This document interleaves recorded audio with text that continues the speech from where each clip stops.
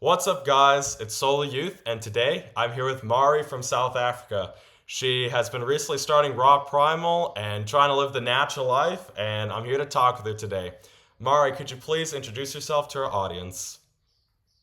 Yes. Hi, everybody. I'm, as you said, Mari, and I'm from South Africa. I was born in Houston, Texas, though, to South African parents. And then when I was 4, they moved back to South Africa, and me and my brother, we came along. So we have two nationalities. Yeah, I've been traveling a lot the last past 2 years. I've been in Amsterdam for 1 year. We can also talk about that. We've I've also been in Michigan earlier this year for some summer camp counseling. So it's been a long journey, very exciting, very incredible journey. And now I'm on my raw meat journey. Awesome. Can you tell us how you got started on that journey and like what made you interested in becoming more healthy and what were all of the variations and changes that got to you where you are today? Sure. So I would say it kind of started out when I was 15, and it was actually in math class where I kind of started my health journey. So, you know how the teacher would always use studies or like weird word sums or problems like, I don't know. A mammoth is running 1,000 miles per hour. How many hunter-gatherers does it take to take it down? Like these kinds of math questions. So she used a particular study on sugar cubes, found the amount of sugar cubes found in soda, Sprite, Coca-Cola, Fanta, Pepsi, Dr. Pepper. I don't even know what else is there. And when I found out there was like, I don't know, I can't even remember because it was so long ago. But when I found out the amount of sugar that was actually found in soda, something switched in me. And I don't know if she was just a good spokesperson or she was just very convincing, but that day it was a shift for me.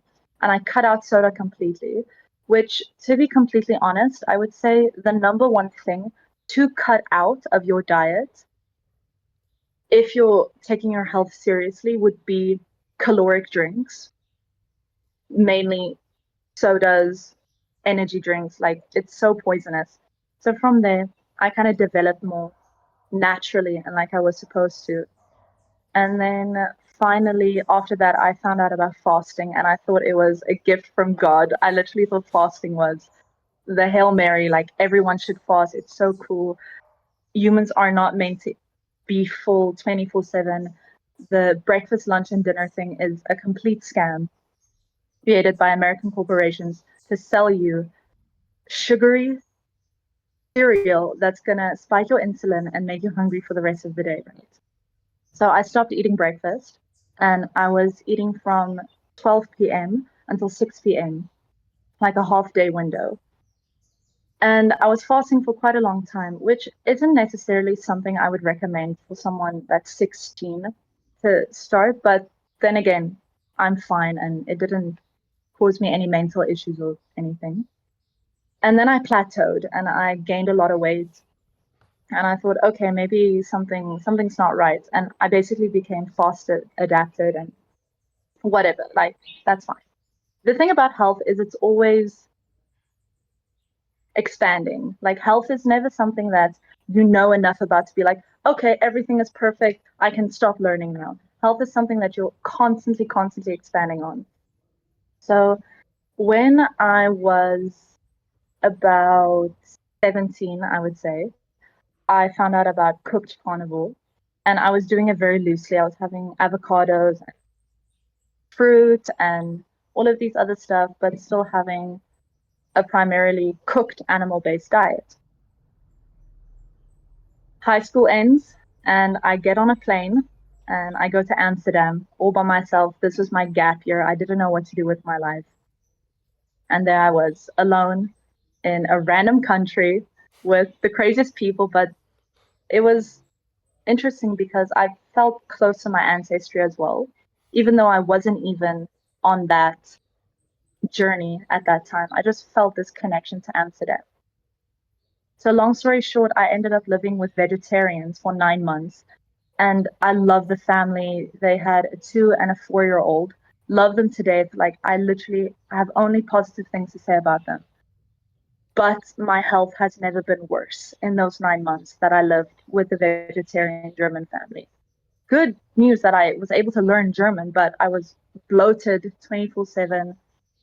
There was a point where I got really, really sick during the European winter, and I was coughing blood with phlegm, and I had an incredibly weak immune system. I was just, I didn't look, I was just puffy, bloated.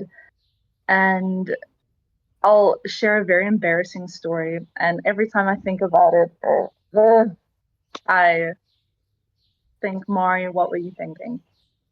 But because I was so severely kind of malnourished and my body was craving nutrients all the time, almost every single night, I would sneak out of the house when everybody was sleeping.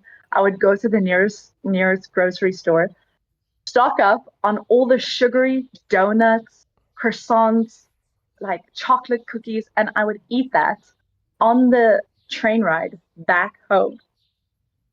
And I know that's probably not, oh yeah, sure, okay, whatever, cool. But it was like a binge eating disorder. And it wasn't something that I could escape until after those 12 lovely months in Europe. Loved my time there. Like, I do not regret anything. I would do everything the exact same way. But after that, I came back to South Africa and I continued on cooked carnivore, felt so much better. My body felt relieved. It felt like it could just sigh and relax and kind of detox from all the fiber that I was getting and all the amazing nutrients vegetables have. But yeah, so I was on cooked carnivore for a bit. And after that, I moved to America again, all by myself. And I lived in Michigan for 2 months. And I actually have a funny story about seed oils. So I feel like cooked carnivore and seed oils all kind of parallel with each other. So I sent an email to the chef of the summer camp that I was working at. And I said, hey, chef, just so that you know, I'm on a pretty strict animal based diet and I don't consume things like beef tallow or, sorry, no, not beef tallow, only things like beef tallow or you can cook it in like animal fats. And I sent out that email, never heard anything back. And I got there and I kind of had to adapt to the food there and the system. And we were fed well. There was a lot of protein on the plate, cooked, of course, but they were also, um, God knows what, go-gurts, which was the first time hearing about go-gurts in America, and cheese with all kinds of unnatural dyes in, and just some crazy stuff. Pop tarts for breakfast. Like for kids, it was a bit insane. But again, nothing bad to say about the summer camp. Loved my time there. We do everything the exact same. So one day, I'm actually standing in line to get the food because the counselors ate with the kids, and I'm standing in line, and the chef kind of like pulls me in, and I say, yeah. And she says, hey, were you the one that sent that email about the seed oils? And I said, yeah, but I kind of have to keep moving. Like, I didn't want to cause a scene. I didn't like want to embarrass myself. So I'm like, yo, that was me. That was me. And she says, just so you know, we're all hopping on that bandwagon as well. We're cutting out the seed oils. Everybody's doing it now. It's very trendy. So there's big changes happening. And that actually made me feel pretty good. I'm not gonna lie. So I was like, oh, okay, no, that's good that people are like waking up and becoming more informed. And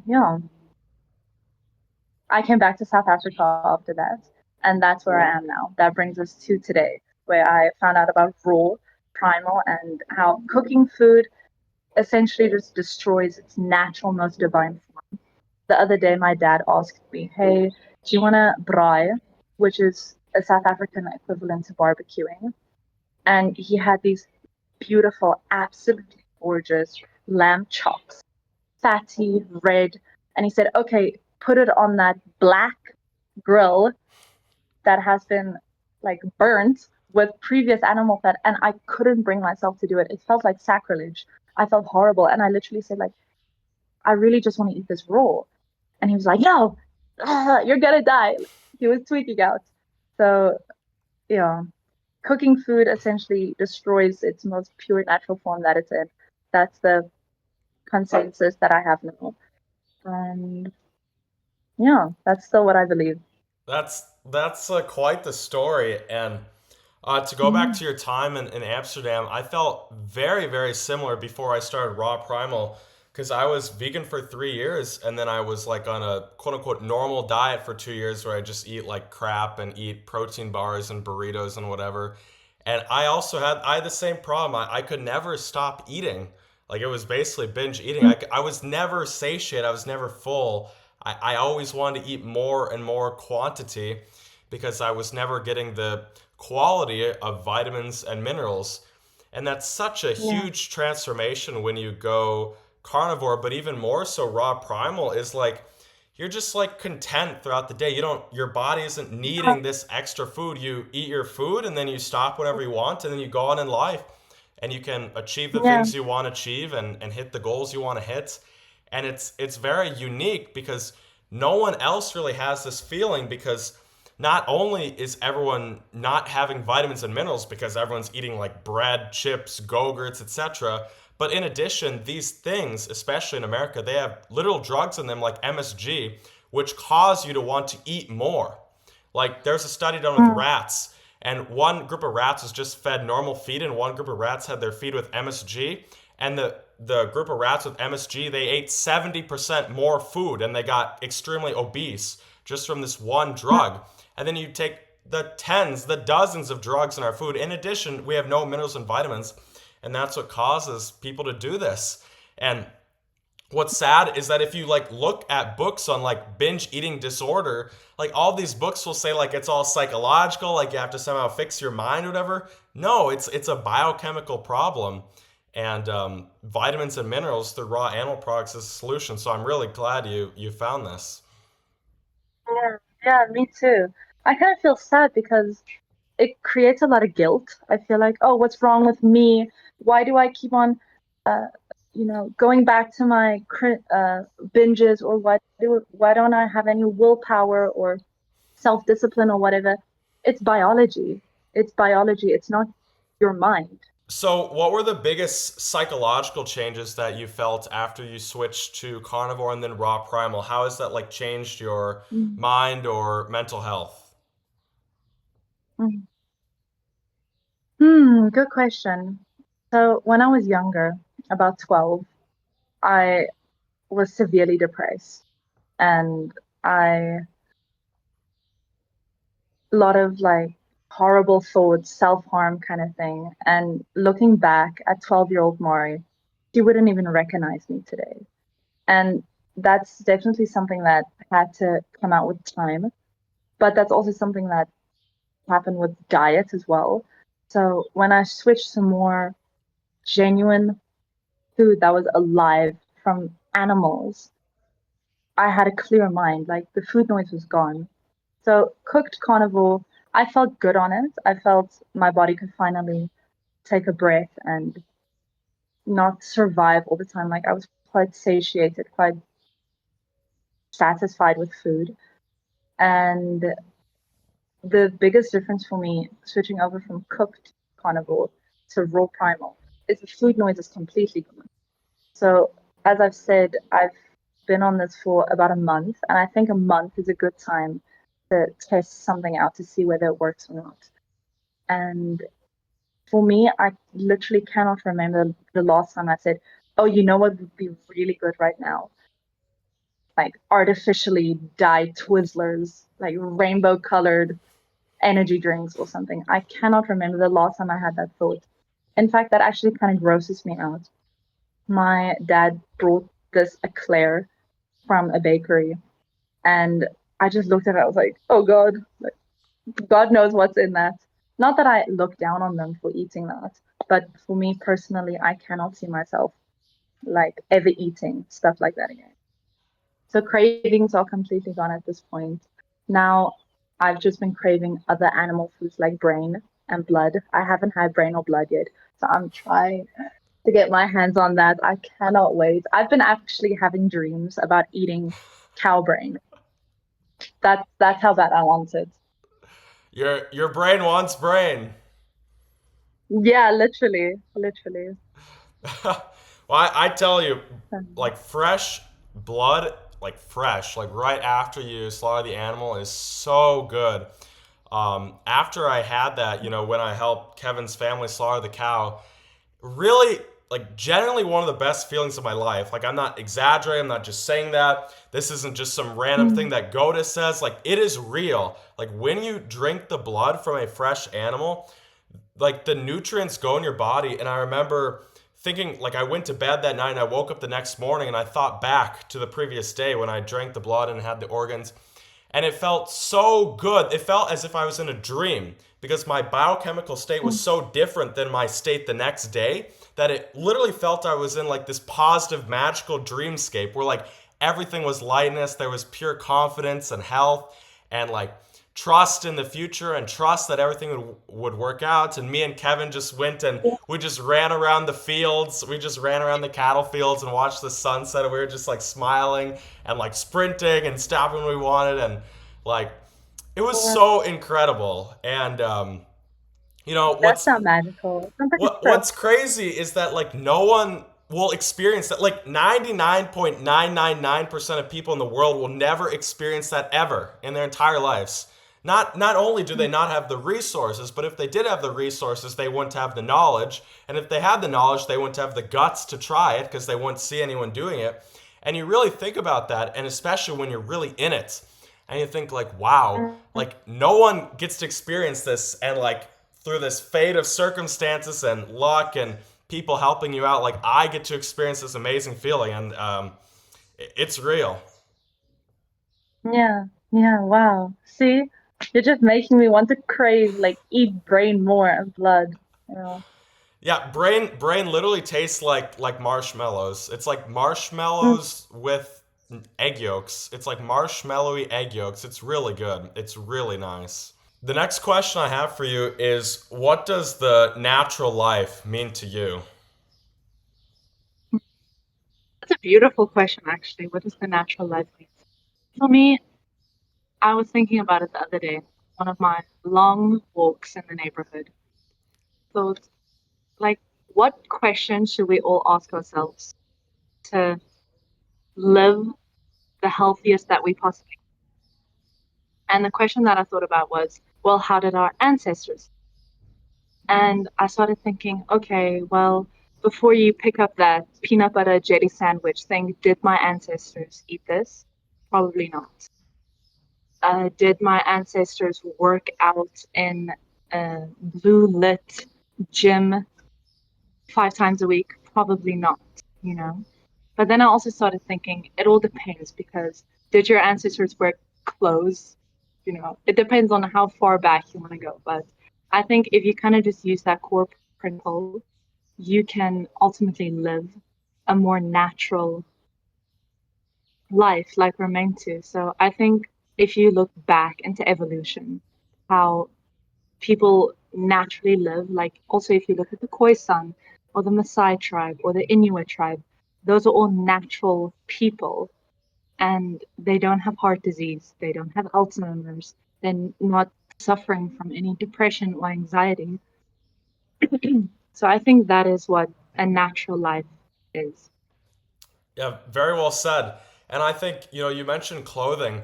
I think it's very important to distinguish between what is essentially natural and what we can change. For example, like if my shirt was patterned in a circle instead of a diamond, does that matter? No, it's a shirt, right? So there's a trait of a thing that's essential and that's not essential. And so for a human being, our biology is one, and so what is essential has to be our diet. But the clothing we put on, that can depend on the climate. I'm not going to wear a coat here in Brazil because it's sunny and hot out, so I wear a shirt with holes in it so my torso can breathe, right? Like we adapt based on our climate, but when we talk about what's natural, we're talking about what is essential to human biology, which is our digestive system. And given a animal's digestive system, there must be a natural diet for that given digestive system, just as there is for a lion, a cow, a dog, a cat, a sheep, etc. And so too for the Homo sapiens, for this creature. So it's a good point to think about. And I'm glad you brought that up. Yeah, Thanks. I think you said it perfectly as well. Like a lot of people still follow this rhetoric of balanced diet. And of course I did too. I think that's like one step closer to the healthy answer than just people eating a bunch of potato chips or sugary junk food. But yeah, someone said this the other day, and I can't remember who, but it's also someone on Instagram. They said like, show me the two cows, the one carnivorous cow and the one that eats grass. Like you don't, because we're all one species and we all have a natural diet that we're all supposed to follow. So it it does make sense. Yes, and this idea of the balanced diet makes no sense because when they talk about Mm, balance, when they say balance, they mean you need one thing of everything. You need the green vegetable and the mm, orange vegetable just because it's orange, and you need a little bit of white meat, a little bit of chicken breast, but never eat animal fat. And then you need a lot of vegetable oils, and you definitely need lots of bread. So you're balanced for everything. But that makes no sense. So how could you be balanced in everything? mm, You could keep expanding that. Oh, should I be balanced in cigarettes? Oh, should I be balanced in marijuana? Oh, should I be balanced in cocaine, in meth, in weed, and fentanyl? Oh, should mm. I have a balanced fentanyl diet? No, absolutely not.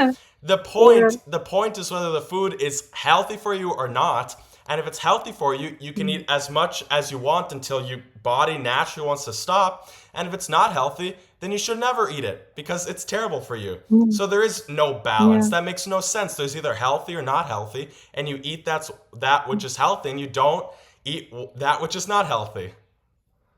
Yeah, yeah, that makes total sense. I mean, if you have this balanced diet, you're kind of just getting poison from every single little other thing, and then what? Yeah, it's like That's your grand I'm gonna get meal. a balanced dose of lead. I'm gonna get a balanced dose of arsenic every Yeah, day. It's like no, you don't yeah, want that at all.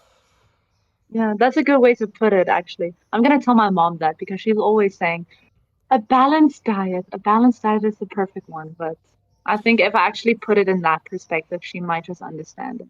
Yeah, I mean, exactly. And all these vegetables, like what people really don't realize is that when you see every vegetable you see in the supermarket, for example, broccoli, cauliflower, kale, spinach, have you ever seen broccoli when you're hiking? Have you ever seen cauliflower? Have you ever seen kale? Have you ever seen spinach? Yeah. Have you ever seen carrots?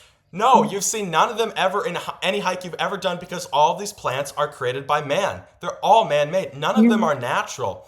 And people don't realize that in nature, you see deer, you see gazelle, you see animals that you can hunt and eat their meat. That is natural. But in nature, you never see these vegetables that we find in the supermarket. And in addition, they're completely sprayed with all these pesticides, which make us infertile, which is even worse than the natural state. But even naturally, they don't even exist.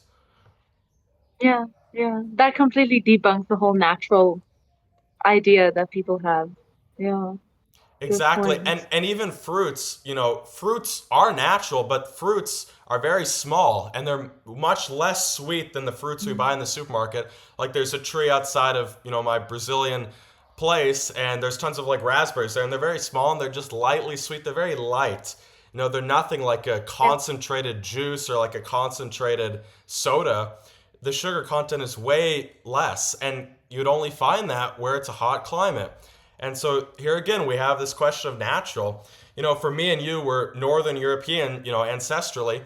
And so our ancestors for 7 to 8 months in the year would have zero options of any fruit whatsoever. The only carbohydrate mm, they could eat would be raw milk. That's it. There would be no other carbohydrates in their environment. And so that means if it's winter, like our ancestral diet is only animal products. yeah. Not even fruits. Yeah, because I was thinking about it. It kind of depends on where your ancestry is from. Because, look, I live in South Africa. I have a mulberry tree literally in my front yard. We have a lemon tree as well. I have all these fruits that I can have because I live in the right climate for it and it's super sunny and it's tropical and I can have fruits, which I do. I'm slightly more lenient with myself on sunny days like this, where I would have a piece of fruit.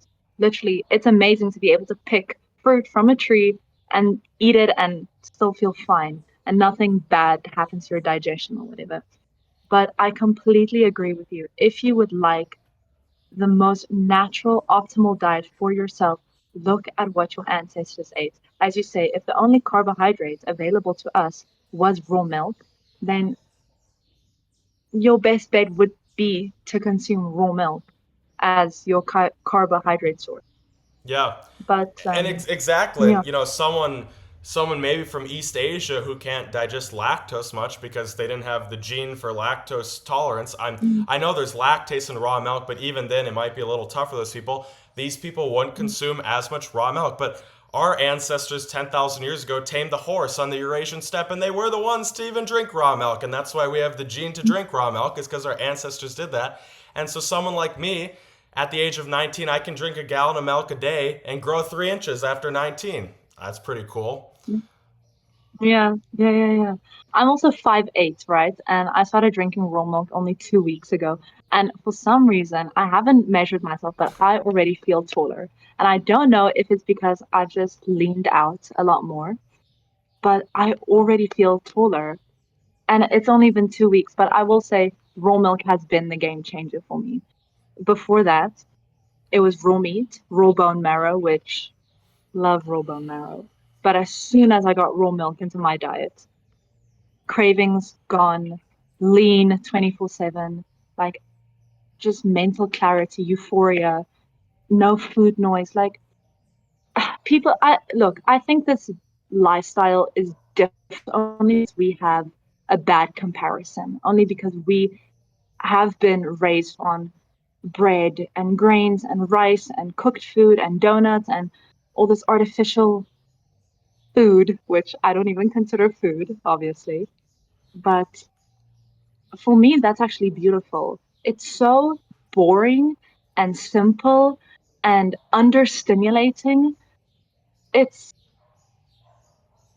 for me, that's natural. That's how it should be.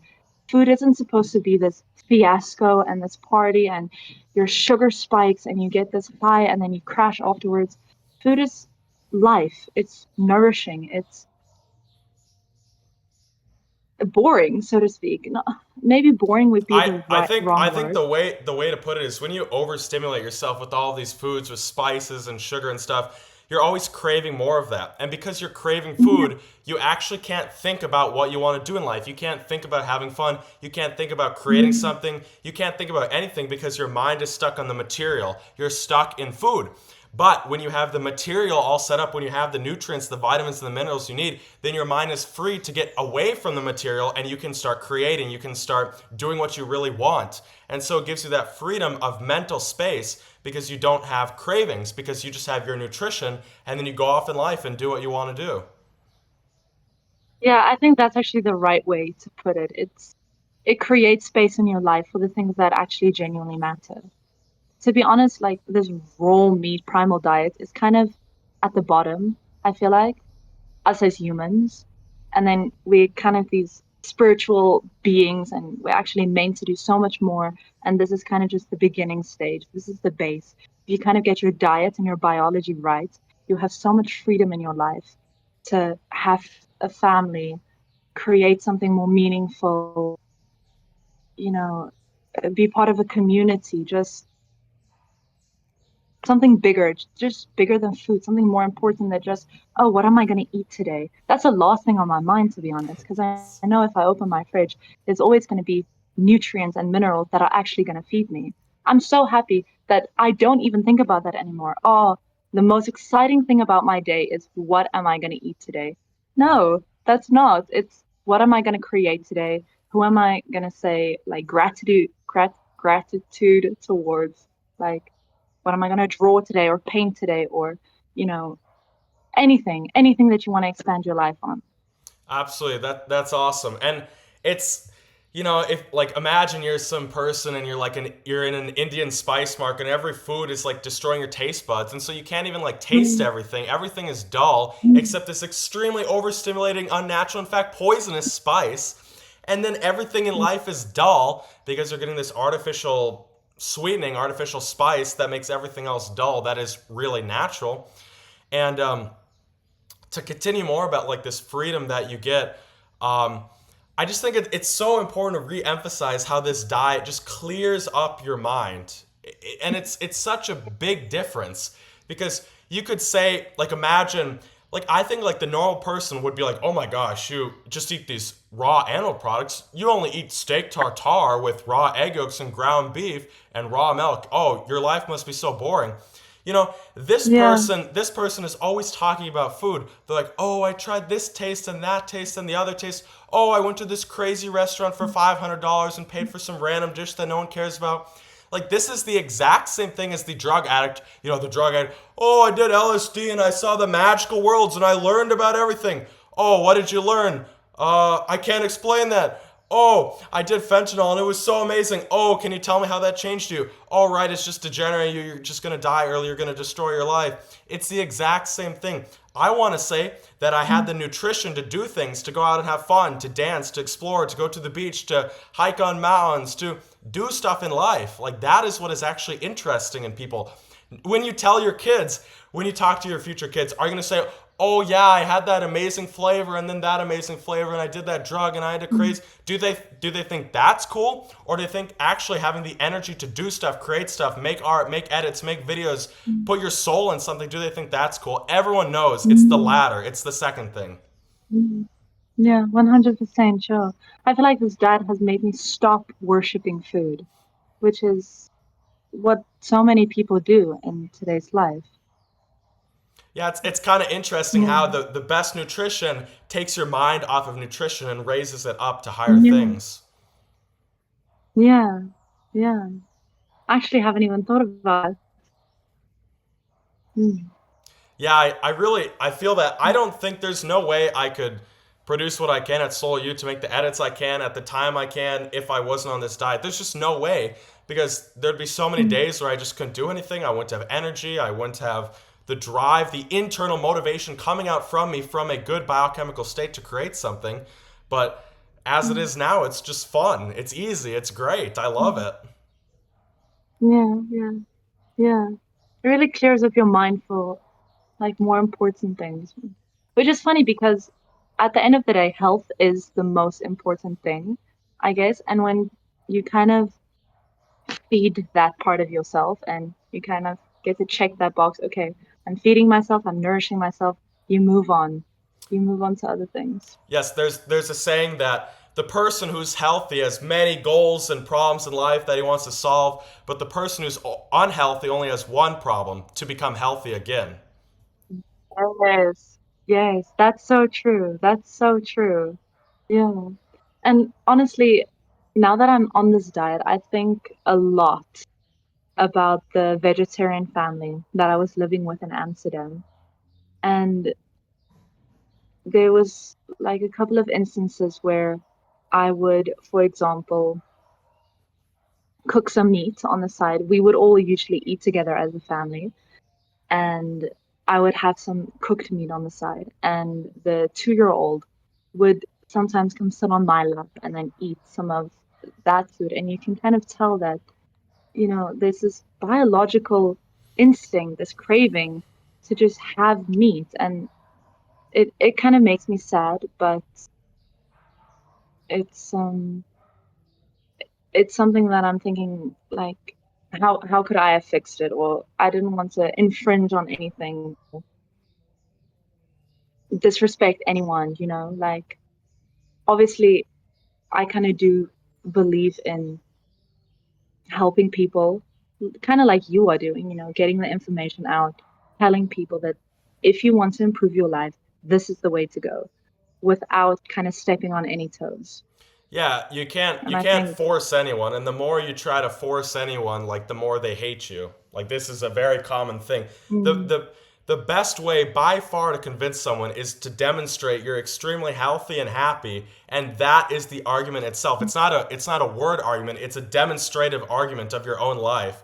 And this is what convinced me because you see I saw the transformations on this diet. I saw everything.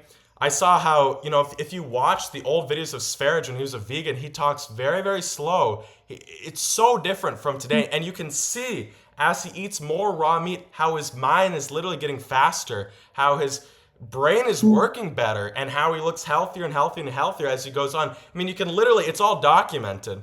I just Mm. looked at that and it was like, wow. And then I saw the transformations and stuff, and in addition, my own. And it's like this is just the way to go. This is like the magic key to life that like no one knows about, and we got to get out there and try to spread the word. Yeah, 100% Joe. And I would also like encourage people to experiment with it. For like, don't take anything off of face value, to be honest. Because when I found out, obviously the first reaction, oh my God, they're eating raw meat, they're gonna die. But then you look, they look very healthy, they've got a beautiful glow to their skin. Then you kind of start thinking, maybe there is something to it. And I remember the first time I was eating raw meat, it was a piece of beef steak from the grocery store. I know, God forbid, but South Africa has pretty good hunting and kind of farming rules and practices, so it's not that unsafe. And I ate the raw meat. It was pretty bland and tasteless, and it was very underwhelming again. But I felt very free after that. I was like, wow, I didn't die. I didn't throw up. I didn't feel nauseous. I can't feel any digestion in my stomach. It it feels very serene. If there's one word, one synonym that I can give this diet is serenity. It's peaceful. It's food noise gone. You're very mindful. You're kind of slow to things and you do things with a lot of gratitude and Yeah. that's kind of the message that I just want to give people. I, Experiment with it. Just try it for yourself. You'll see nothing bad will happen. Quite the opposite.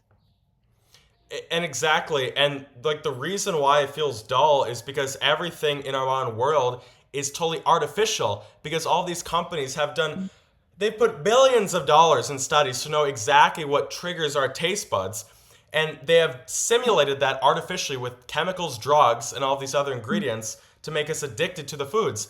And you might say it tastes good in the moment, but then 15 minutes later you feel terrible. So overall the food makes you feel terrible. It sucks when you eat this Yeah, good food that you say you like. You don't like it 15 minutes after, you don't like it an hour after, you don't like it 5 hours after. You don't like the food.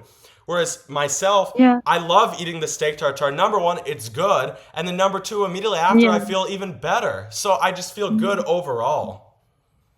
Yeah, I completely agree. Me too. Like, first, I was like, oh, bland, boring. And then I ate things like bone marrow, raw egg yolks, and I was like, wow, my body actually has been craving this raw fat, this fat that feeds the cholesterol in your brain, muscle meat that obviously feeds your bones and structure, raw dairy, amazing. When I did dairy for the first time, it actually tasted to me like pasteurized milk, and I was quite underwhelmed. As soon as I let it ferment for a bit, best thing ever. Put a little bit of honey in there, some raw egg yolks. I can't. It's indescribable. It doesn't compare. It doesn't compare to chocolate eclairs. It doesn't compare to even cooked steak, in my opinion. There's something very perfect, something Yeah. very, very perfect about the raw primal way of eating. Yeah, that's your Dutch ancestry speaking out of the raw milk. I mean, Mm. this Oh, is yeah. why the Dutch people are the tallest country in the world. The Maasai are bigger, but the Maasai are not a country, Yeah. obviously. But there's a Mm. reason why the Dutch are the tallest in the world. It's because Mm. everywhere you go in the Netherlands, there's raw cheese everywhere. I mean, Yeah. the cheeses Yeah. Edam and Gouda, they're both villages in in the Yeah. Netherlands. I've been to them. Powder. Yeah, I've both Have you been. been? Yeah. Yeah, I went to those villages and I ate the raw cheese there. And there's just tons of raw milk. And that's why the average Dutchman and woman is so tall. It's because they're eating these raw Yeah. animal products. And they're very attractive as well. And I think it has to do with that too. Every Dutch person, almost every Dutch person that you will come across, tall, blonde, blue eyes, fit because they cycle a lot, but also because, as you say, the raw dairy that they consume. So, yeah, just look at things like that. Just look at these people. You can't think, oh, it's just, you know, kind of genetics. I mean, they're all kind of in one genetic pool, which makes sense. But there are reasons people look like this. You can't keep blaming your genetics for the way that you look. It's silliest argument ever. And As soon as it's someone so says, "Oh, it's absurd genetic," because even given your genetics, Guess what? You can't even change your genetics, so why don't you improve yourself as much as you can given your genetics? That's the only thing you can do. That's the only thing you should want to do. Yeah. You shouldn't want to do things you cannot do. You should not want to make it, rain rainbows because that's not possible. You should not want to change your genetics because that's not possible. You should just want to become as healthy and attractive that you can be given your age, given your height, given whatever. Why don't you just try to improve yourself as much as you can because that will make you as happy as you can be? Yeah, yeah. That's a good point, actually. Yeah. You're kind of beating them at their own argument. Fair enough. It's Okay. I take Genetics, that I genetics. take that But from then, Stoicism. That's a very Stoic argument because mm, the Stoics they're very very good psychologists. They really know about the human mind. They wrote like 2,000 years ago, and that's I mean they're very simple. They just say, hey man, if it's raining outside and you got to walk to your house 10 minutes instead of just shivering and just say, okay, I'm gonna get wet and walk instead of yeah, suffering. Just yeah, decrease your suffering yeah, by stop trying to change things you can't change because the more you try to change things that you cannot change in reality, the more you suffer. So if you want to suffer less, you stop trying to change them and you only focus on that which is changeable by you, and then you can just live such a better life. It's just so much better. yeah, yeah. Did you read any books on Stoicism that you can Tons. recommend to me? Yeah, Yeah? so the first one would be The Practicing Stoic, which is a topical collection of Stoic quotes. A lawyer from Notre Dame University wrote it, and he basically like, what did the Stoics think about loss, people's opinions? That's a very good section for today. People's opinions about you, death, fear, anger. Like, what did they think about all of these topics? So it's topically arranged, and it's like a handbook of life. There's another book by Epictetus called literally it's called The Handbook. It's 30 pages long and it's like a handbook for living life. It just goes very direct on like how to live a good life and what to avoid and stuff. It's really good. And one of my favorite like Stoic type quotes I read is I was reading the letters of Seneca, who was a Roman senator around 50 BC, and Seneca was writing about the Romans. And Seneca was writing a letter about all these like degenerate people in Rome like partying. And he's like, all of these Romans are going to bed at sunrise and they wake up at sunset. What is wrong with our society? And I was like, Yeah. whoa. Yeah, he's so me. Yeah, I get that. Wow. But this is interesting that you say this because how would you say that raw primal and this natural way of living, how does that correlate with stoicism? I think it Like, just where's makes you the, biochemically more stable because it's a proven that vegans have 3 times the rate of anxiety and depression because it's a very simple reason why they don't have the saturated animal fat and cholesterol to nourish their brain. And so if your brain isn't nourished, you cannot but be more anxious and more like jittery about everything and more like literally like triggered by everything. Like very unjokingly, yeah, that must happen because you're mm, not getting the nutrients to make your brain stable. And like mm, you said, the prime distinguishing characteristic of raw primal is serenity. This sense of just, I'm mm, okay. Like, it's okay if bad things are happening because I feel really stable inside of myself. And that gives me power over my little world. And I can do things in life. I can create things. I can do it. I don't have to go, woe is me, because I have that biochemical state radiating out from me. So I think that raw primal like literally makes you stoic in the best sense of the word, insofar mm. as you are just more resilient in as far as your emotions because you are getting the nutrients to make you biochemically more stable, saturated animal fats, fat soluble vitamins, and cholesterol. Wow. Wow. Okay, it all ties together. I like your answer. Serenity, stoicism, like that. That's Yes. quite cool, actually. Yeah, Yeah. that's the name of the game. It's like we're not here to just munch on raw meat, but we're here to talk about like life in general and how to live a good life. And we can learn from our ancestors, we can learn from our Western civilization, from Rome and Greece, and we can also learn from nutrition, from natural tribes, so we can bring them all Mm. together and live the best life we can. That's the name of the game. Yeah. Yeah. How would you say evolution then really works? Because this was a question that my dad told me. He said, like, oh, if we evolved, then why aren't you cooking the meat? And for me, it was very easy to answer that. Well, if we need to cook meat, then we wouldn't have like enzymes in our stomach to be able to digest raw meat, right? So that completely dispelled that argument. But then how? How do we actually grow as people, as a culture?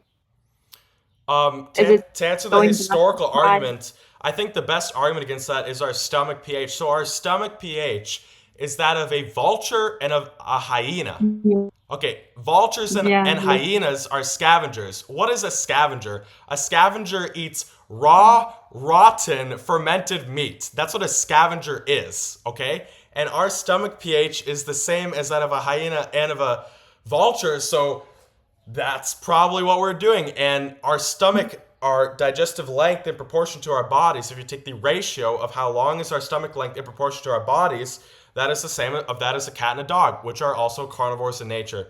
So undoubtedly, we evolved to eat raw meat, and it doesn't even make sense. How did we evolve to eat something with less nutrients? How did something with less nutrients make us grow our brains? This makes no sense Yeah, whatsoever. It makes zero sense. true. And in fact, the invention of tools such as the axe, when primitive man, connected wood to a stone and started chopping, the reason why we invented that was to get things like brain, things like bone marrow raw so that we could develop and get those fat soluble vitamins. Brain is just packed full of omega 3s, way more omega 3s in brain than in fish. People don't realize that. And that is why we evolved. We got tools to get even more raw animal products like brain and bone marrow to get even deeper. And that gave us our evolution. So that's the historical Okay. side. See, Now the future I'm learning side. more from you. Continue. No, no, I said I'm learning more from you. Well, that's great. That's the name of the game. But to continue What did on you? Yeah. to continue on in the future, like what if we talk about human evolution, like we are not God. We cannot impact human evolution as a whole. That's not our goal. We can only impact our Yeah. evolution of our family and of our lineage and preserve that for the future. So the best thing that any man and woman can do for all of society is to have many children and raise them very well and prepare them to be Mm. standout men and women of the future. That's the only way we preserve our society. That's the only way we preserve our traditions is through the people who are closest to, through our family. That's the only way we can do it. You know, of course, we can have platforms like we're doing right now, but if we really want to make an impact, every one of us, no matter if you're a viewer and you have 0 subscribers or 5 or 50,000 or 1 million or 5 billion, whatever, the best way to do it is to raise an amazing family because there's no one in your entire life who you'll feel the care, love, devotion for as your own children because your Mm. children are literally a reproduction, meaning another production, that's the meaning of reproduction, of yourself. That's what they are. And so, not only, it's very important to distinguish that, yes, we have this biological connection. Yes, our genes are 50% the same, but that creates love, that creates devotion, that creates amazing emotions that we Mm. all feel inside of ourselves. Mm. So many people will say, oh, biology is so apathetic, biology is so meaningless. No, biology creates this amazing emotions like love, like devotion, like care, like amazing fun experiences. And so both of them are true. And one being true does not mean that the other is not true. So I think if we are to evolve in the future in any way, if we are to oppose the degeneration of society, what we must do is we Mm. must raise strong, healthy families, teach our children well, raise them well, not just teach them about nutrition, but teach them about the world, how to succeed, the Mm. degeneration that's happening, how to oppose that, their traditions, their ancestry, their family, teach them about all of this and prepare them the best that we can for the future. That's the best we can do, and that's the closest we can get to infinity in this earth. Yeah. Whoa, so many good points. Yeah, I completely agree. It sounds like you're saying to kind of go back to more smaller scale things, the family unit, the mom, dad, siblings, the tribe, the smaller communities. Life today is so globalized. You can learn from what's happening to China and Israel and all of this other crazy things happening. But if you kind of just narrow your circle down to, I love this person and we decide to have a family, you can focus on that. And as you say, that's probably the best way that future generations will evolve is a tighter family unit. Exactly. And it's all about, constricting it to what is controllable because that's the only thing you can Mm. do. What is so important to understand is that like Before the invention of the printing press in 1500 or the modern newspaper in the 1700s, no one knew anything about what anything was happening in the whole globe. And they didn't care. And guess what? It didn't matter. Their lives were no worse because of that. You don't need to know that there's some protests going on in Western China. You don't need to know that Nepal just had a revolution. You don't need to know any of that. The reason why you know that is to make corporations more money. It's so important to reemphasize this. The reason why you see all these fear-mongering headlines, why you need to know about all these world events, are to make people more money. That's why. It's not for your benefit, okay? And so what you need to focus on is you need to focus on your internal circle, what's around you, your life. And that's not selfish whatsoever. It's what's controllable and realizable in actuality. And you need to find a partner. And, I'm not saying that just magically happens, but you need to be open to looking for it. And you need to keep a positive spirit for the locality. Even if the global world is in decline, that doesn't matter because your ancestors can escape, yours can survive. Just as both of our ancestors went to a new place and tried to found a new life, they didn't bring all of the Netherlands to South Africa. They didn't bring all of, Norway to America. No, they had one family and they said, this is what's going to be better for us. We're going to try to live the best life we can, found a family in a new place with better prospects. And maybe that means we leave our countries, but we're going to look for what's best for our families, what is the best prospects, and we're going to do it. That's the only thing we can do. Yeah. Wow. Yeah, to be honest, for me, kind of ties into what you said. I first saw the diet because I noticed people look very good and they look healthy and they look attractive. And the more and more I am on this raw primal journey, I realize it's not about me and it's not about looks. And the reason now why I do it is for my future kids. Yes. They are something that is constantly on my mind, and I'm doing it for them. I'm doing it so that I can be healthy enough for them, that I can take care of them, I can nourish them, I can feed and give back into them. It's a very selfless thing to be a part of. 100%. 100%. That's so true. And that's why we want to improve our looks in the first place. And that's the biggest delusion of the looks max black pill community, that the goal of life is just to go out to the club until 5 a.m. and like have one night stands with people. Like, no one likes this. Even the people who do it don't like it. They think it's meaningless. I've talked to many attractive guys who I've known around the world, and none of them like this. They all hate it. They've done it and they hate it because they got tricked by society as well. They got tricked by movies. They got tricked by music. They got tricked by rap music, that this is somehow, it's somehow successful. It somehow proves you're a man. It proves nothing. It's nothingness. It's just destroying your mind. And I just need to reemphasize this for men. Men will say all the time that women lose their value when they have casual sex, but men do as well. And the reason why is because your brain is being tied to hundreds, tens, dozens of women, and so it can't tie itself to one, which means that you cannot fall in love with the woman, which means you cannot unlock the best experience of life, as said by every literature dating back to the Odyssey, dating back to 800 BC. You miss out on the best feeling of life if you do this.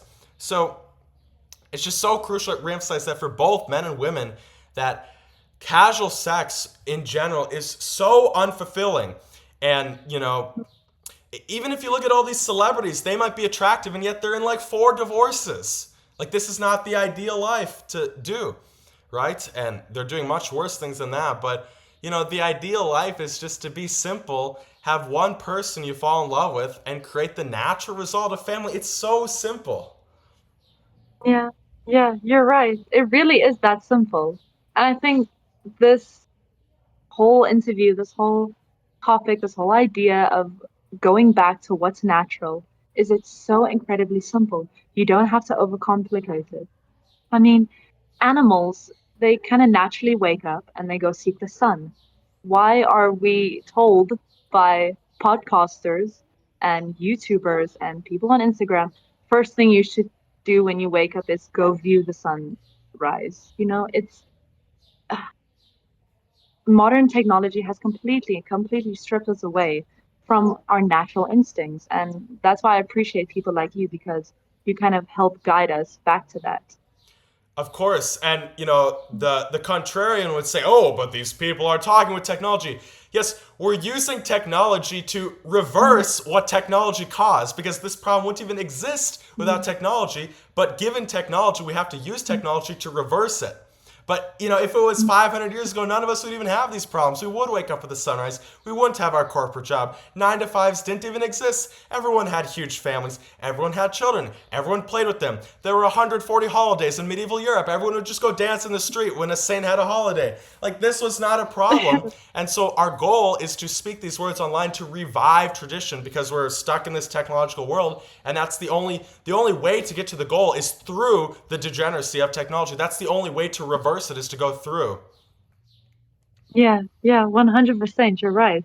I mean, we're using the tools that we kind of look down upon, and we're always, chastising it and whatever, berating it is bad. But you're right, we're using it so that we actually get the message across. So I actually think that's a good point.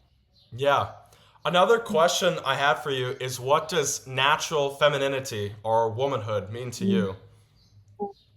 That's a good question. So when I was thinking about this question or kind of pondering upon it, it's like asking a bee, well, how did you learn to make honey? Or it's like asking the ocean, well, how did you learn to make waves? It kind of just is. And I think femininity is exactly that. It just is. It's about being, it's about sitting in silence, it's about holding together families, holding together peace without needing to control it. For me, natural femininity is creation. I mean, that's obvious. We have this amazing, wonderful gift as women to be able to be pregnant many times across our lives, have children, feed them from our bodies, nourish them, love them, create more life. Then they go on to create their own life. Like femininity is about flow, it's about movement, it's about generations upon generations, it's about so much more than that, so much more things that I can't even put my finger on now. But for me, that's what natural femininity means. It's about being, it's about mindfulness and taking things as they come and going with the flow, essentially. Yes.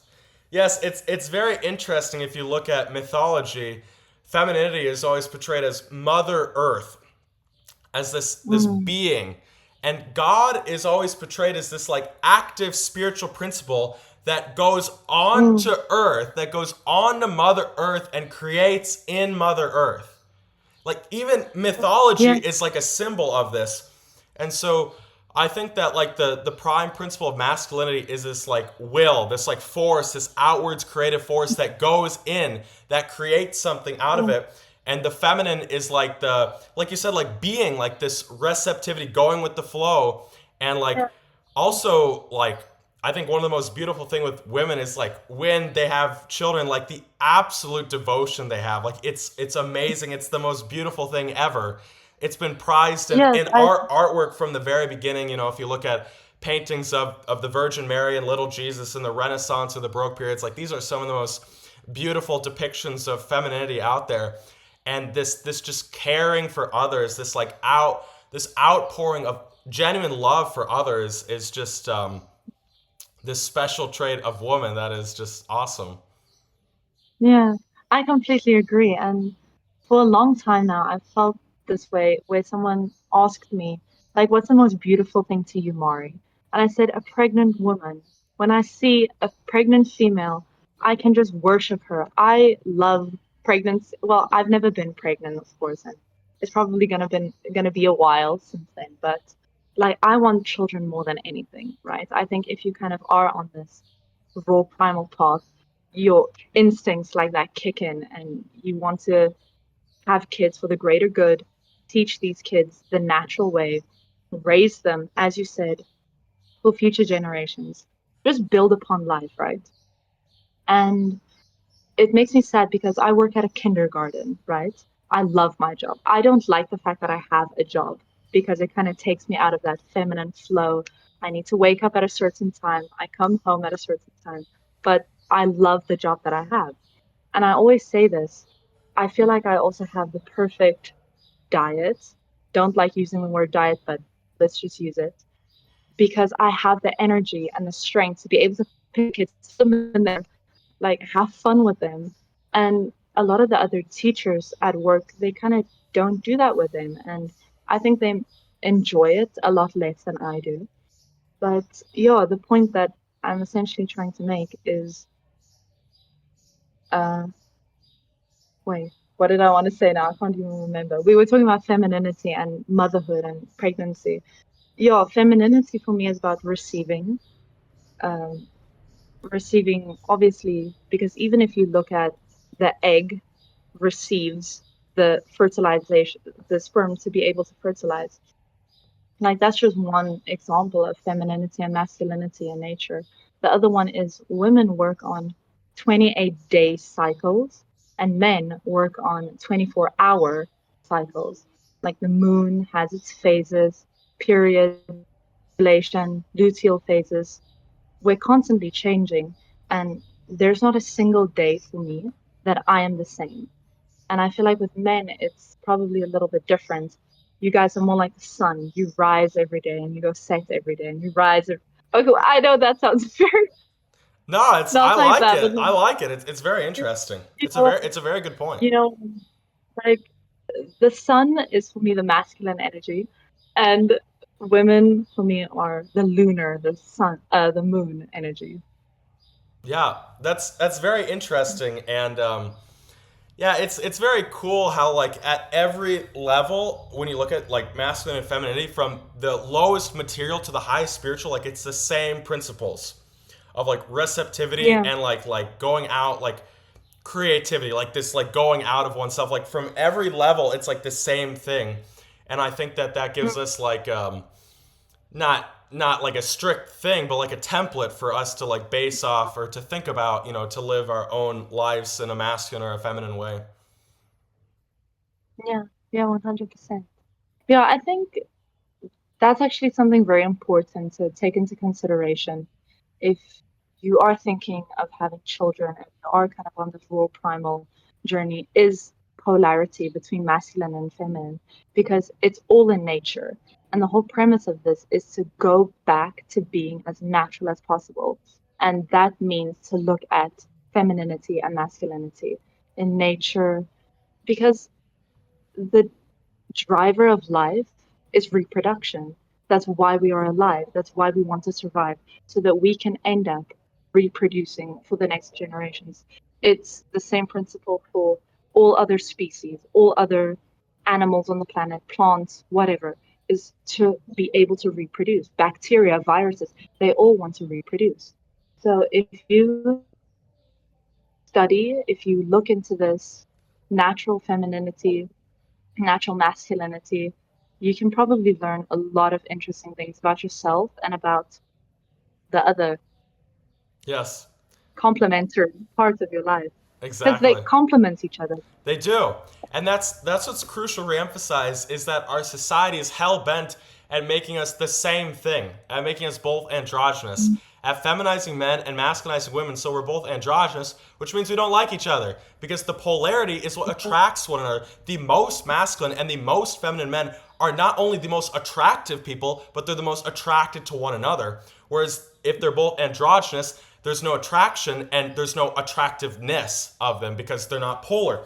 So the polarity itself is what creates the attraction of the spiritual polarity of what we talked about. And so another point is specialization. Our society wants men and women to do the same thing, which is to become a 9 to 5 corporate office slave. I'm really free. Yeah, it's really free. I'm sure the men really love their 9 to 5 jobs. Yeah, that's really freedom. No, they just want more slaves. They want more. If you take an economic graph, you have supply and demand, and if the supply goes up, guess what happens? The price goes down because there's more people competing, and so the corporations can pay us all less. And so what we need to do is we need to specialize at what we're good at. We need to specialize in the masculine for men, at this providing, at this leading essence, and for women, specializing in like the care and like child rearing and like this loving spirit. And if we specialize, that means there's no competition, which means that everyone's happy in their own spheres, and then we come together as a polarity. That's how I view masculine and Yeah. femininity. I feel like this view is so lacking today. Yeah. I completely agree. And kind of to build up upon that, I think there's a big culture of trad wives and at home wives. And, the wife kind of stays home, she makes her sourdough bread and takes care of the kids. But the dad is still out working the 9 to 5 job. And I think that was something that was very common, probably 1950s. But when you look even way back, the whole family did everything together. It was a whole unit. If you have a homestead, it's both partners and children taking care of everything together. There's not separation. It's not, when's dad gonna come back home? It's a whole unit. The family is one unit and they all work together. It's not, dad is away, mom is home. So that's Exactly. also another, And the yeah, the the thing is like all of these trad wives, like the stereotype is they cook and clean every day, which are two things that number one are unnecessary and number two are toxic to your environment, especially if you yeah, use cleaning products.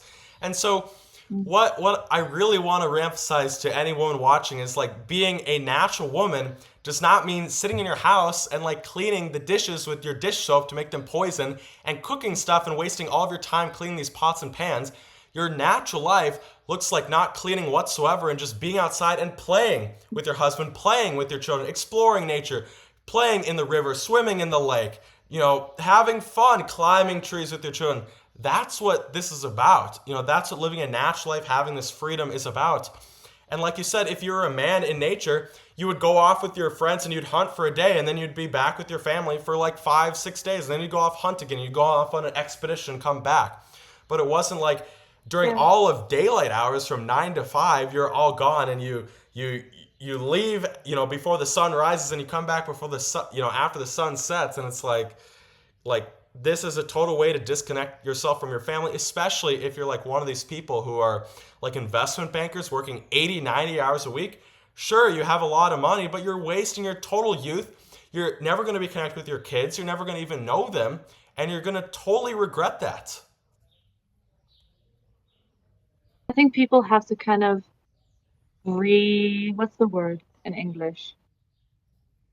They have to get a new definition for what wealth really is for them. For me, wealth was always okay, yeah, if I have this job and make this amount of money, I would be able to afford good things for my kids, have a good education for them. But the more I'm waking up to kind of propaganda and schooling and all this kind of thing, wealth to me is health, first of all, obviously. Wealth means to have as many kids as possible. Wealth is being able to stay home with them, nurture, love them. Wealth is so much more than money. It's actually not money at all. I think people should completely take that off of their list of things that wealth could potentially mean to them. As you say, wealth's playfulness. Wealth is your youth. Wealth is still having energy. Exactly, It because makes me those are sad. real things, and the only reason why people want money is to try to get those things. But the problem is like when are we our most fun? When are we usually our most outgoing? When do people most normally fall in love? In high school and university when they have no money.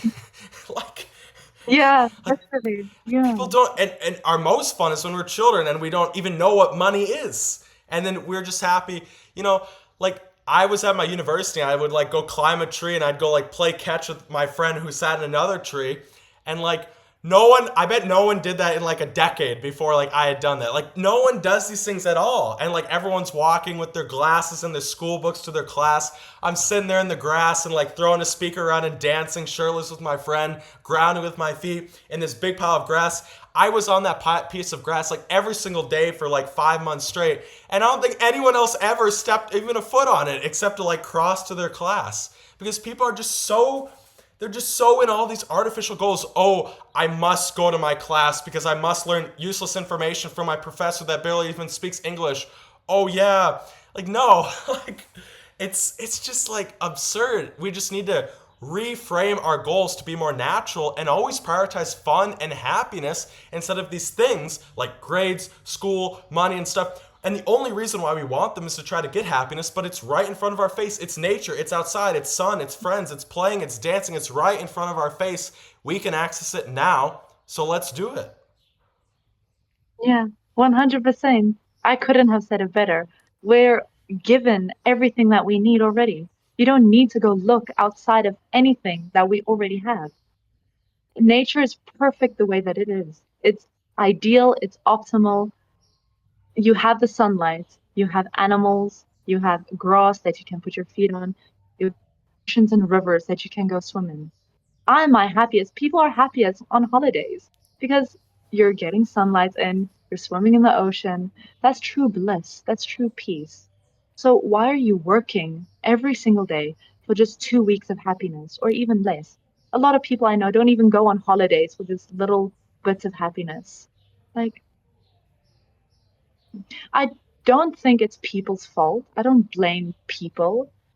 I blame corporations, societies, the kind of beginning of this that made it so that we have to do this. Because people will probably look at it and say, well, we need the money to be able to go to the ocean, or we need to be able to have the money to do this, to do that. It had to start from that point.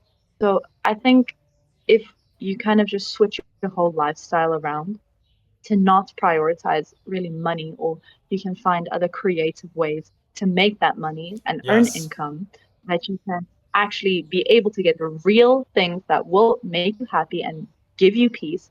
Animals, a homestead, farming, whatever, like whatever you think will give you happiness. um but even that's like a sub point, because as you say, sun, nature, we have animals.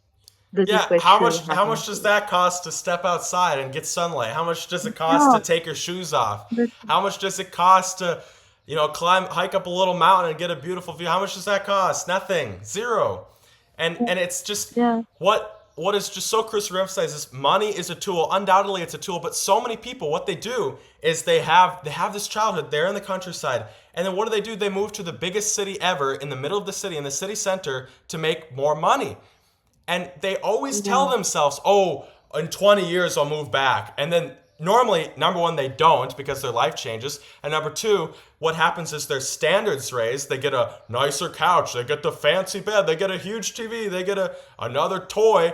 And then their standard of living, their standard of slavery rises so much that they can't even escape it. So they can't even do nature because they've been so trapped yeah, in this corporate consumerist rat race, chasing, keeping up with the Joneses.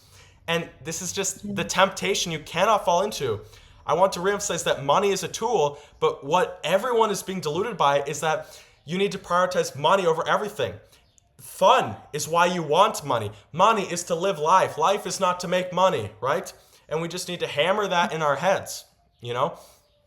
And people will say, "Oh, but you're traveling. It's so expensive." Sure, it costs a bit of money to get to Brazil, but then your rent's $100 a month. Your eggs cost $2 a dozen. Everything's extremely cheap. And then if you can make mm, some money from the West, so to say, if you can make just a little bit of American money, if you can make $500 a month here, you can live here forever. If you can make $1,000 a month mm, here, you can live here forever. Okay, so people they just don't think about this because they've never had the experience. They never had the experience of doing a workaway or a woof where they travel around the world for free and they work 20 hours. They learn how to farm, they learn how to milk a cow, they learn how to get that freedom, and they do it for free. They've never done something like you where they've gone to America and been a camp counselor, made some money, and got to explore while doing it. There's so many options out there, and what people need to do is they need to stop this like loser mindset of just like looks maxing and black pill taking pills and use the money for experiences instead of things to satisfy your body dysmorphia, mental illness. yeah, 100%. I had a friend that said her parents never really got her gifts. They got her experiences. So they would, I don't know, get her a trip to Gold Reef City, which is kind of like an amusement park here. And that was something that always stuck with me. And those are the things that actually creates change and memories and sort of like this loving nostalgia that you can look back on. But having something physical, that fades very quickly, very, very quickly. Exactly. And it's like think about how much like a new car costs. Someone like looks at Andrew Tate and they go, "Oh, I got to get the Maserati or whatever the new car is," and then they spend like $100,000 on that. But usually they don't pay it all up front. Usually they pay it off of loan interest. So they're paying more money, and then they have to be a slave for 6 years to fix this car, which doesn't even matter, which no girl cares about, which you can't even drive at the full speed limit because of laws, which probably broke down within the 3 months and made you angry, and you became a slave for 5 years just to get this thing that doesn't even matter at all. Yeah, yeah, yeah. It just shows like how moving away from nature has caused us so much unhappiness and depression and anxiety. And as you say, this kind of like slave mentality. Every day, the same thing. You wake up at the same time, go to the same office job, eat the same food that makes you feel horrible, just to enjoy 2 days out of the week that you anyway sleep in because your body is so deprived and so tired and so exhausted. Yeah, and a big like sub point of this that I haven't talked about too much is debt. Like Americans, I think have trillions of dollars of debt, and so what is happening is it's not only that we're being diluted to get material goods, but it's that we're going in debt to get these material goods. This good of a supreme $1,000 T-shirt. Wow, that really helped me in life, and then it got a stain on, it, and then I'm sad. Oh, great! This supreme shirt, the fancy new iPhone, the fancy new gadget, the fancy TV, the fancy car, the fancy everything, the watch that costs $5,000. Oh wow, the girls are really gonna care if my watch costs $5,000. No one gives a crap. And and meanwhile, what's the worst part is that everyone is buying these things off of debt. And so what you just described, this life of day in, day out, plug into the office 9 to 5, can't escape, can't do anything, can't run away, that is enforced by debt. Because if you're in debt, you have no options. That's like the prime characteristic of debt. Because I don't have debt, I can go to Brazil and I can take some months and try to found solar youth. If I was in debt, I couldn't do that. I immediately have to start working a corporate job to pay off the debt. So debt is one of the foremost things that enslaves Yeah. us. And it's so crucial to not be in debt. It's seriously so crucial. And this is one of the things my parents just hammered into my head. And I'm so thankful for that. Yeah, yeah, 100%. Do you feel like the way that you were raised by your parents have to do with the mentality that you have today? Undoubtedly, undoubtedly. My Yeah. my parents always wanted to be in nature. They always wanted to explore and hike and do Mm, things. My father was a commercial fisherman in Alaska for 20 years. He always worked for 6 months in the year and then he had 6 months off to do whatever he wanted, to explore, to go skiing, to play, to enjoy life. That's what he always did. So mm, he never had a 9 to 5. He never did the normal thing. Never did that mm, whatsoever. And he's a huge inspiration for me. And he's a very real person, very genuine, very like down to mm, earth. And he doesn't give a shit about his appearance. He doesn't give a crap if he has a pimple. He doesn't care about looks maxing mm, whatsoever. He doesn't even know what that mm, means. He just wants to be outside. He wants to go fishing. He wants to go mm, hunting. He has the same mm, friends for 55 years. They go hunting and fishing every year multiple times. mm, They bring the food back. I get to enjoy it, as a member of the family. mm.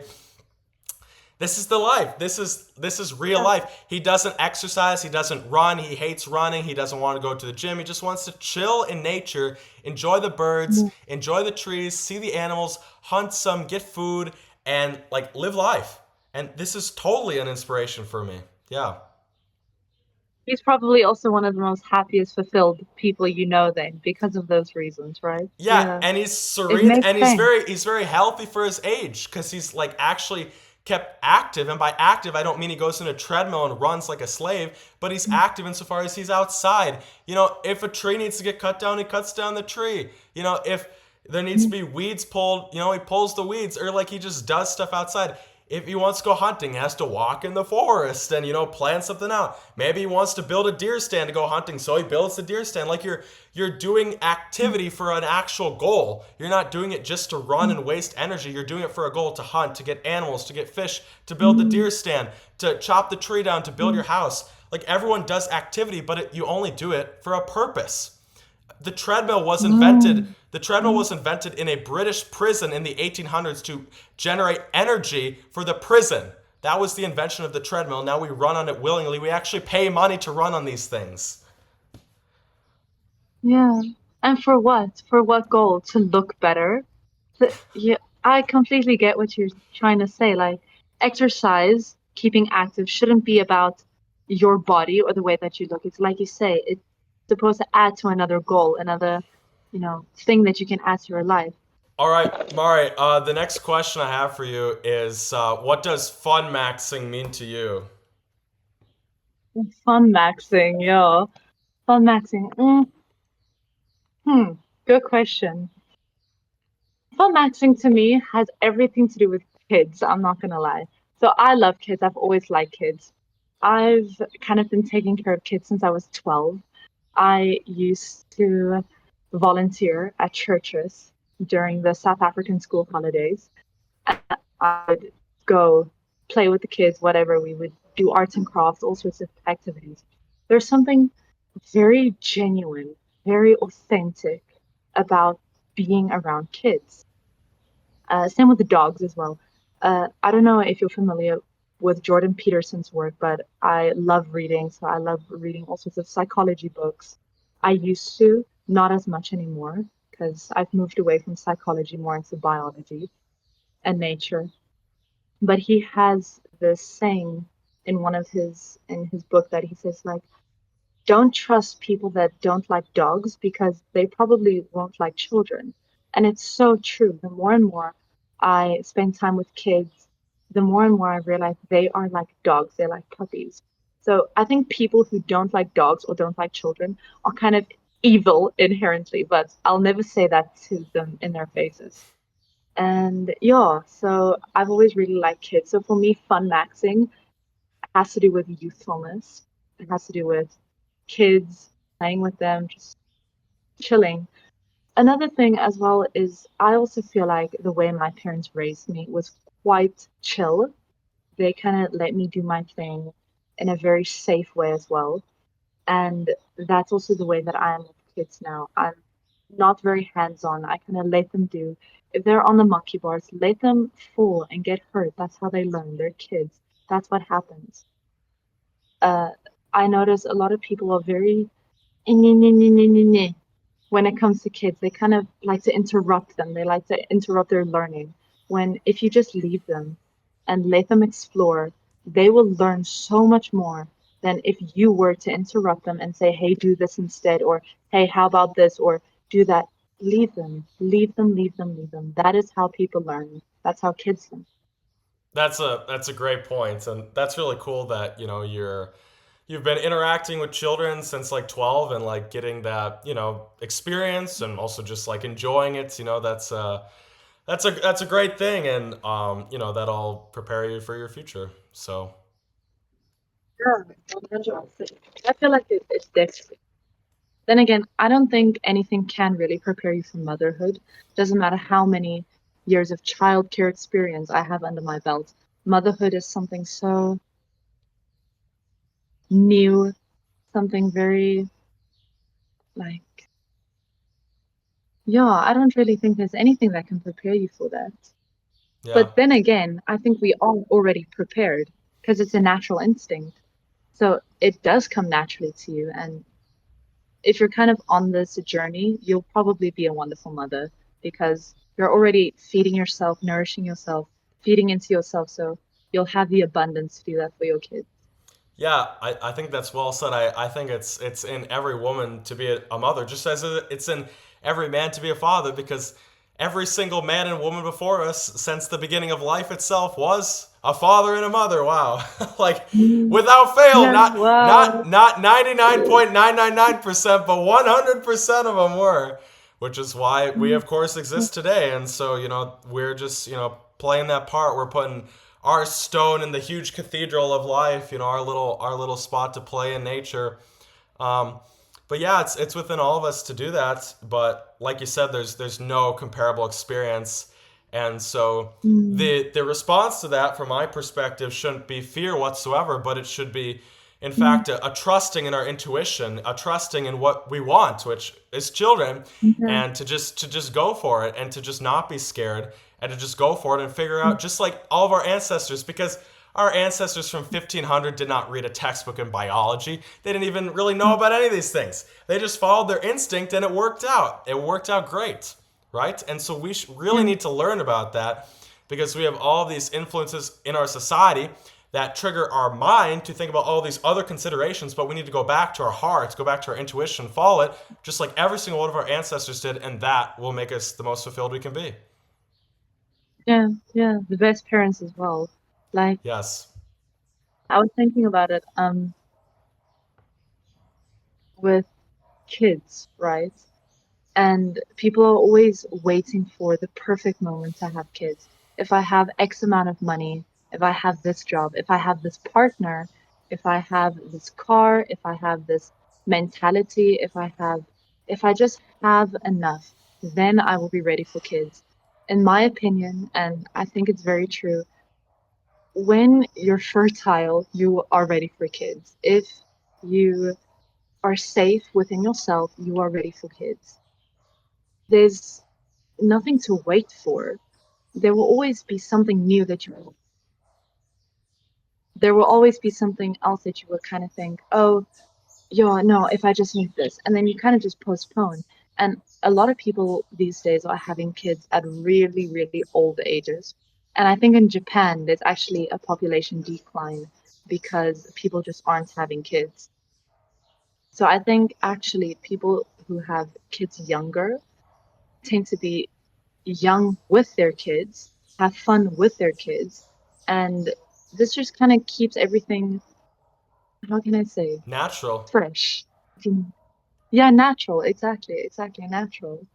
Mm. Yeah, and like the thing is like you got to keep in mind, like really picture yourself if you have kids at 20, like you're probably going to see your great grandchildren. It's very likely. Like if you have kids Yeah. at 20 to 25, you'll probably see your great grandchildren. Do most grandparents love their grandchildren? Yes, they all love them. They want to spend time with them. They're like Mm. jealous of them. They almost want to pull them away from the parents and like have spread love Mm. to them.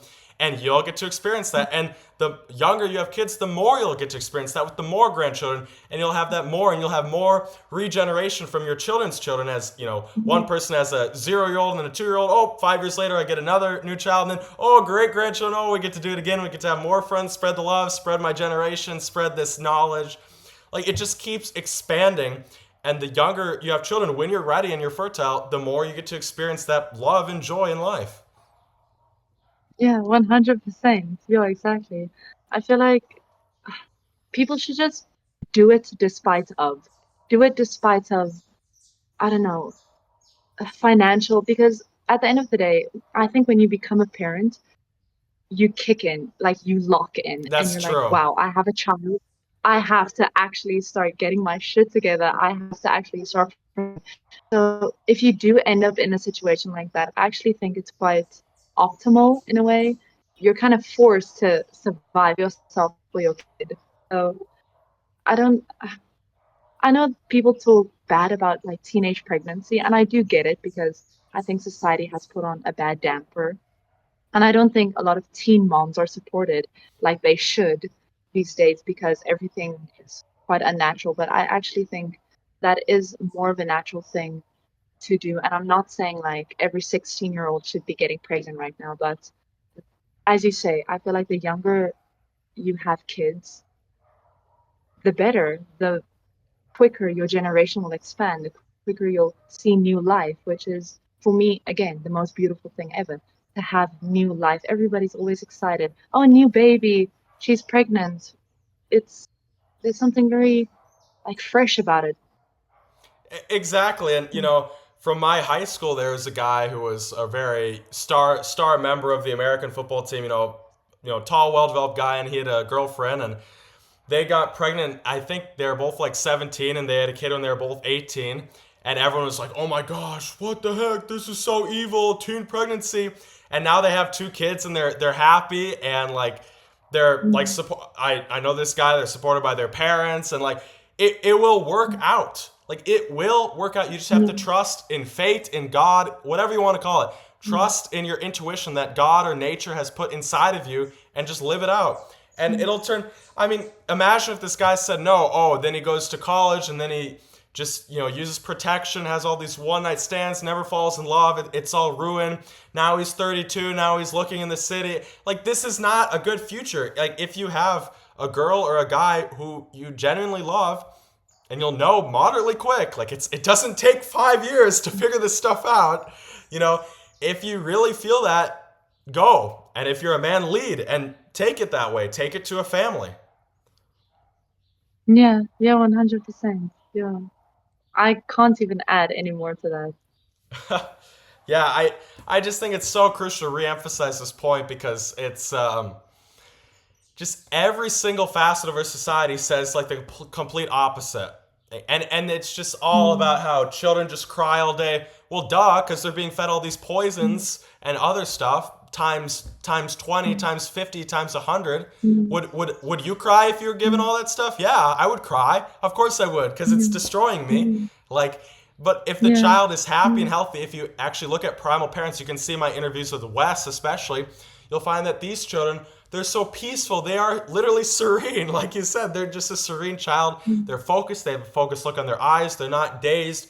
They're concentrated. They're knowledgeable. They're intelligent. They learn quickly. They're not crying all the time. mm, They are amazing. mm, And so what the problem mm, is that our society has taken this example of this drugged up, poisoned child, and they've said that that's what children is. But that's not what children is whatsoever. This mm, is a total unnatural creation of our modern mm, society, which children weren't like for mm. all of history until like the past 100 years.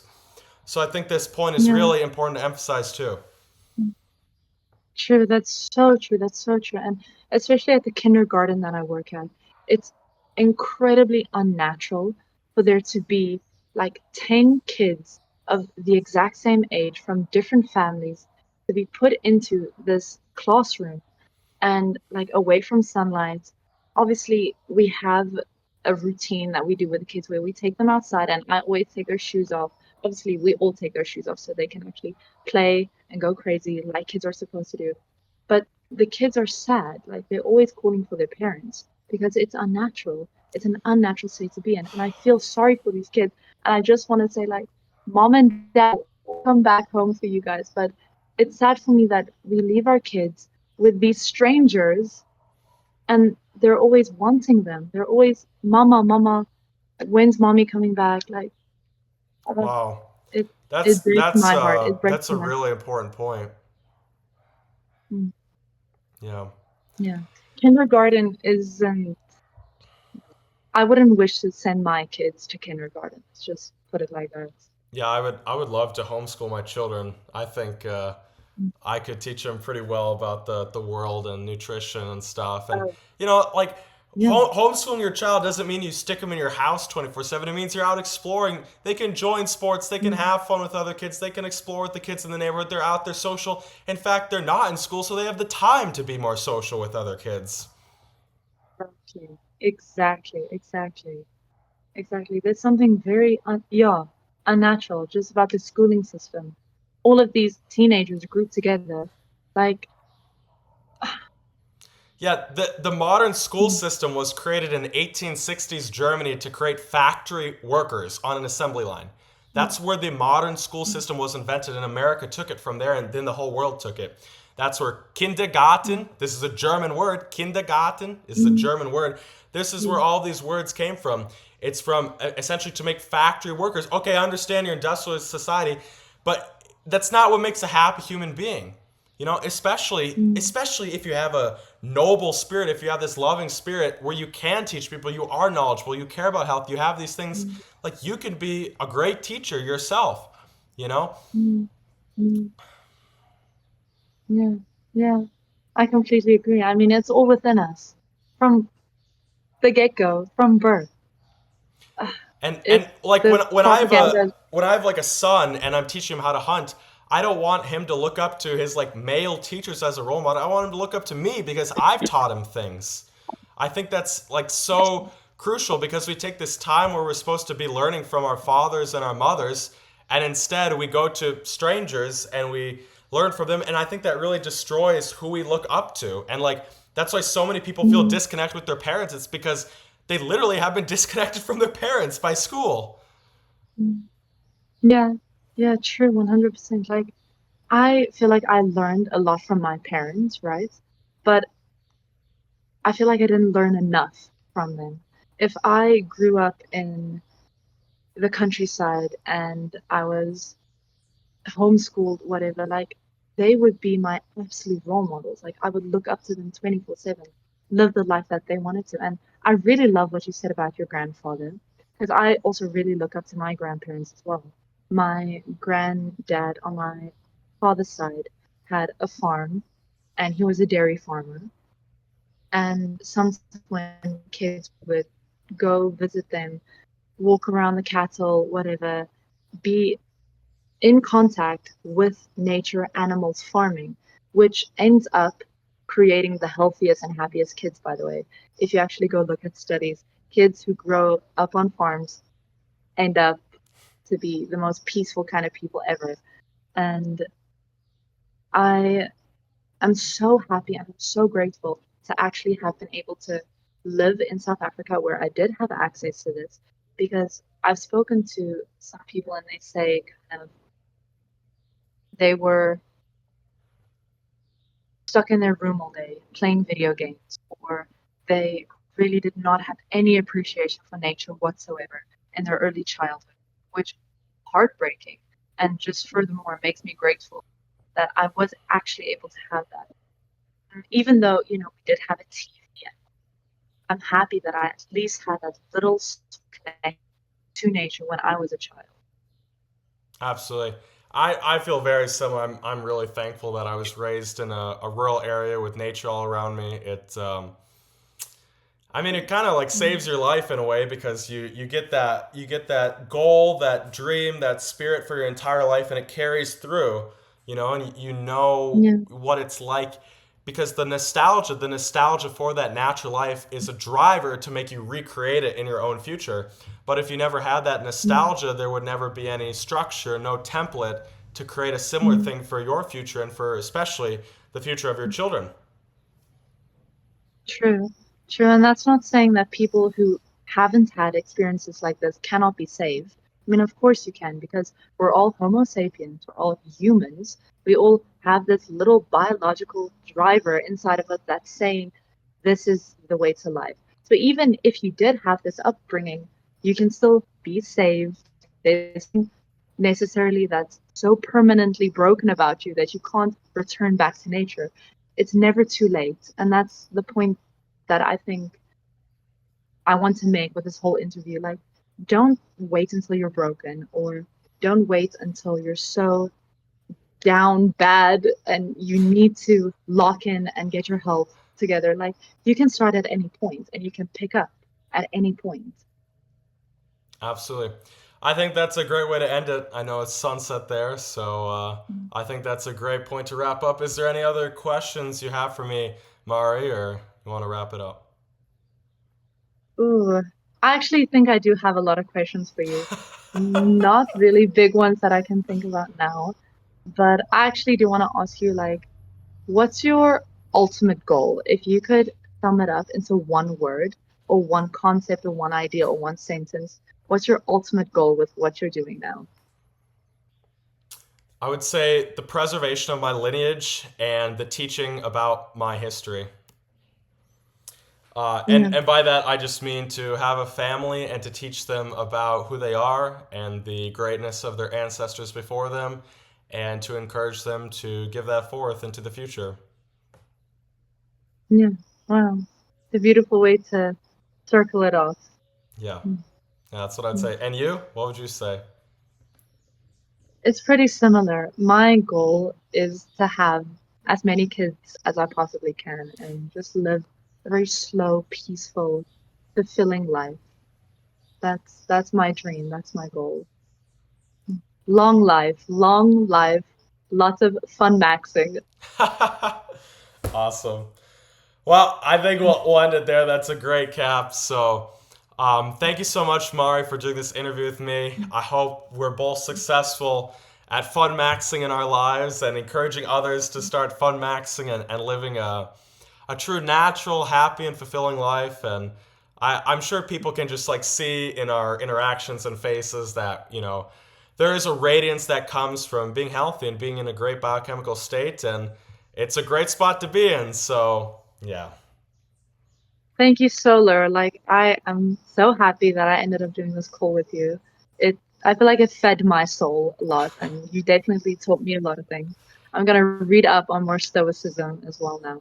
So I Awesome. really do appreciate it. Of course, Okay. and This one is thank you so much for doing with me. Um, you're a great guest, great person. I really enjoyed talking with you and hearing about your goals and dreams and worldview and things. And yeah, thank you so much, Mar, for coming on, and thank you everyone for watching. Bye bye. Thank you. Bye.